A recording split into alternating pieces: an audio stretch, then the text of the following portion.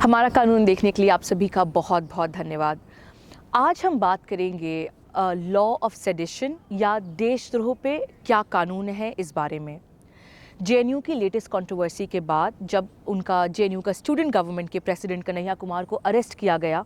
तो पूरे देश में हम न्यूज़पेपर में पढ़ रहे हैं, सोशल मीडिया पर देख रहे हैं, एक बहुत ही लाइव डिबेट चल रहा है जिसमें बहुत सारे मुद्दे हैं। कौन नेशनल है, कौन एंटी नेशनल है, क्या हुआ उस दिन, क्या इवेंट था जो ऑर्गेनाइज़ किया था स्टूडेंट्स ने, क्या स्लोगन्स जो थे वो बोले गए, किसने ये स्लोगन्स बोले। चूँकि मामला जो है वो कोर्ट के सामने है, दिल्ली हाई कोर्ट के सामने कन्हैया कुमार को बेल मिलने का मामला जो है वो पेंडिंग है, इसलिए मैं या कोई और इस मामले से जुड़े तथ्यों पर या लॉ पर सीधे टिप्पणी नहीं कर सकता। लेकिन इस वीडियो के माध्यम से मेरी यह कोशिश है कि देश यह जाने, लोग यह जाने कि हमारे देश में देशद्रोह पर कानून क्या कहता है, कानून क्या है। तो हम इस केस से अपने आप को अलग कर कर केवल कानून पे अगले 10 मिनट तक अपना ध्यान केंद्रित करने की कोशिश करेंगे। सबसे पहले मैं आपका ध्यान चाहती हूँ section 124A Indian penal code, मतलब सेक्शन 124 इंडियन पीनल कोड पर, जो देशद्रोह की डेफिनेशन को बताता है कि देशद्रोह होने के लिए क्या आवश्यकताएं हैं, क्या एलिमेंट्स हैं जो पूरे होना चाहिए। सेक्शन यह कहता है कि कोई भी व्यक्ति जो शब्दों से, चाहे वो लिखित शब्द हों चाहे वो बोले गए शब्द हों, उनके द्वारा यदि किसी भी प्रकार का सरकार के प्रति डिसअफेक्शन, जो शब्द यूज़ किया गया है वो है डिसअफेक्शन, किसी प्रकार से उसको जन्म देता है तो वह देशद्रोह की श्रेणी में आता है। अब डिसअफेक्शन मतलब कि किसी भी प्रकार का सरकार के प्रति एक ऐसा माहौल बनाना जो लॉ एंड ऑर्डर हमारी कंट्री में उसको थ्रेटन करे, या किसी भी प्रकार का एक पब्लिक डिसऑर्डर का सीन जो है वो क्रिएट करे। यदि law and order situation create नहीं भी होता है लेकिन आपके शब्दों से, चाहे वो लिखित हो चाहे वो मौखिक हो, एक ऐसा वातावरण क्रिएट होता है कि आप बाकी लोगों को एक प्रति, एक सिंपल भाषा में यदि कहा जाए तो आप सरकार की अगेंस्ट में या देश के अगेंस्ट में भड़काते हैं तो आपको एक देशद्रोही माना जाता है। इस सेक्शन में स्पेसिफिकली कहा गया है कि केवल सरकार की कुछ पॉलिसीज़ को, कुछ लॉज को, या सरकार ने जो कोई भी कदम उठाए हैं उनकी केवल आलोचना मात्र करना जो है वो देशद्रोह की परिभाषा में नहीं आता। तो यदि आप अपनी बात कह रहे हैं और आप कह रहे हैं कि लॉफुल तरीके से, मतलब कानून को मद्देनज़र रखते हुए देश में कुछ आमाचूल परिवर्तन होना चाहिए, तो आप देशद्रोही नहीं कहलाएंगे। लेकिन कई स्कॉलर्स ने, कई लोगों ने, वकीलों ने और बाकी लोगों ने भी इस सेक्शन की कड़ी आलोचना करी है। उस कड़ी आलोचना को समझने के पीछे पहले हमें रुख करना पड़ेगा कि इस सेक्शन की हिस्ट्री क्या है। देखिए, सेक्शन 124 इंडियन पीनल कोड में जो है, जो देशद्रोह को डिफाइन करता है, यह पहली बार अंग्रेज़ों ने हमारे राष्ट्र में लेकर आए थे और यह उन लोगों के लिए यूज़ किया जाता था जो किसी भी प्रकार से अपनी बात अंग्रेज़ों के अगेंस्ट में कहते थे। मोस्ट नोटेबली यदि ध्यान देने वाली बात यह है कि यह उन लोगों के द्वारा, उन लोगों के अगेंस्ट में सेक्शन यूज़ किया गया है जिन्हें हम हमारे फ्रीडम फाइटर्स मानते हैं। जैसे कि भगत सिंह के खिलाफ में यह कानून यूज़ हो चुका है, महात्मा गांधी के अगेंस्ट में भी यह कानून जो है वो अंग्रेज़ों ने यूज़ किया था। जब अंग्रेज़ चले गए, कानून रह गया, तो भारत सरकार ने भी कई बार इस कानून का, भारत में हमने इस कानून का उपयोग होते हुए देखा है। अरुंधति रॉय, जो कि एक लेखिका है और जिन्होंने बहुत ही कंट्रोवर्शियल मुद्दों पे अपनी बात बड़े ही बेखौफ तरीके से इस देश में कही है और जिससे कई लोग जो हैं वो राष्ट्र में सहमत नहीं होते हैं, उनके खिलाफ में देशद्रोह का इल्ज़ाम लग चुका है। डॉक्टर विनायक सेन, जो छत्तीसगढ़ में एक डॉक्टर है, उन्हें एक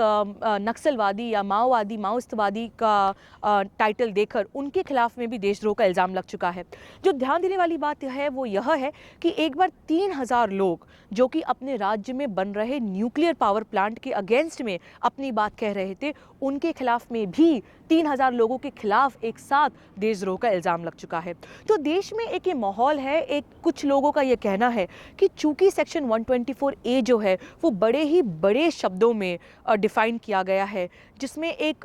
कहा जाए स्पेसिफिसिटी नहीं है, मतलब कोर्ट को हर एक केस में देखना पड़ेगा कि भाई ये शब्द जो हैं ये सही है या नहीं है और देशद्रोह की परिभाषा में आएंगे या नहीं आएंगे। इससे यह तकलीफ़ होती है कि यह सरकार के हाथों में एक तरीके से एक खिलौना बन जाता है कई बार बार ऐसा देखा गया है और सरकार जिसको चुप करना चाहे उसके अगेंस्ट में यह सेक्शन लगा सकती है। अब देखिए, समझने वाली बात यह है कि हर बार मामला जो है वो कोर्ट के सामने जाएगा, तो यदि पुलिस ने आपको देशद्रोही करार दे भी दिया तो हमारे देश में आप कहेंगे कि कानून है और कोर्ट्स है और कोर्ट्स इस बात का निर्धारण करेगी, यह बात बिल्कुल सही है। लेकिन कई बार कोर्ट्स के सामने में जस्टिस होने में काफ़ी समय लग जाता है, इसलिए सुप्रीम कोर्ट ने पुलिस को भी यह सख्त निर्देश दिए हैं कि जब सेडिशन का मामला हो, जब देशद्रोह का मामला हो, तो पुलिस को बड़ी ही मैच्योरिटी के साथ और सेंसिटिविटी के साथ जो है मामले को डील करना चाहिए। और जब पुख्ता सबूत हो कि जिस व्यक्ति ने कोई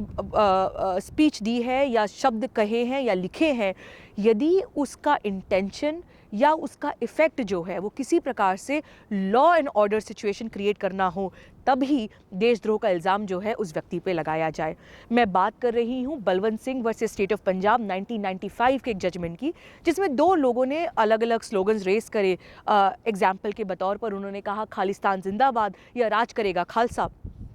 और पुलिस ने उन्हें पकड़ के जेल में डाल दिया। जब मामला सुप्रीम कोर्ट तक पहुंचा तो सुप्रीम कोर्ट ने पुलिस को यह सख्त निर्देश दिया, और यदि मैं कोट करूं तो सुप्रीम कोर्ट ने कहा कि sometimes over sensitivity can be counter productive. यह बात थी इंदिरा गांधी का असैसिनेशन का दिन था, और जब ये दो स्लोगन रेस किए गए, और कोर्ट ने कहा कि जब ऐसे कुछ दिन होते हैं या जब एक माहौल होता है, जब पूरे देश में एक टेंशन रहता है, उस समय पे पुलिस को मैच्योरिटी दिखाना चाहिए, और सेडिशन जैसा जो गहरा गंभीर अपराध है वो बड़े ही हल्के से किसी की भी अगेंस्ट में नहीं लगाना चाहिए। देखिए, हमारा देश जो है वो एक डेमोक्रेसी है, एक प्रजातंत्र है, और एक मजबूत प्रजातंत्र का जो सबसे बड़ा एक कहा जाए सबूत है या एविडेंस है, तो वो यह है कि हर नागरिक अपनी बात बड़े ही बेखौफ तरीके से कर पाए, सरकार की पॉलिसीज़ को बड़े ही बेखौफ तरीके से क्रिटिसाइज़ कर पाए।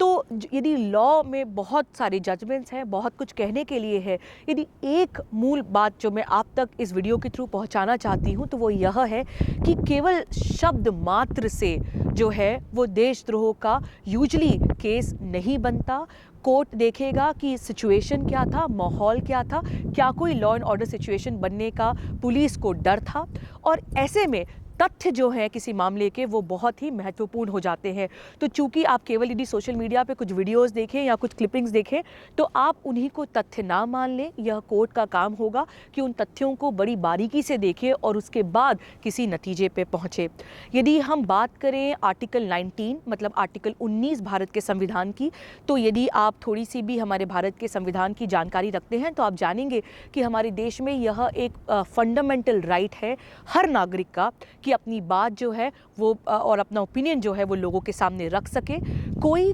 भी व्यक्ति इस बात को डिबेट नहीं कर सकता कि यह राइट जो है फ्री स्पीच एंड एक्सप्रेशन का वह एब्सोल्यूट नहीं है। देखिए, कई बार सोशल मीडिया में, न्यूज़पेपर्स में यह बात सुनने को आ रही है कि जो लोग कन्हैया कुमार के सपोर्ट में हैं, वो लोग ये कहेंगे कि उनके द्वारा यह बात कही जा रही है कि भाई हम चाहते हैं कि हर इंसान अपनी बात कहे, तो दूसरा ग्रुप ऑफ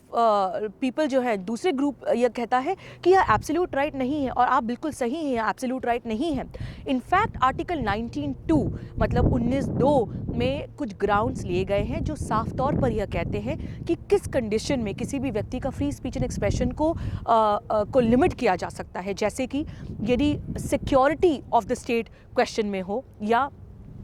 किसी दूसरे देश के साथ आपके संबंध जो हैं वो यदि किसी तरीके से थ्रेटन किए जाएं, या पब्लिक मोरालिटी, पब्लिक ऑर्डर का यदि कोई सिचुएशन हो, तो ऐसे में आपका फ्री स्पीच एंड एक्सप्रेशन को लिमिट किया जा सकता है।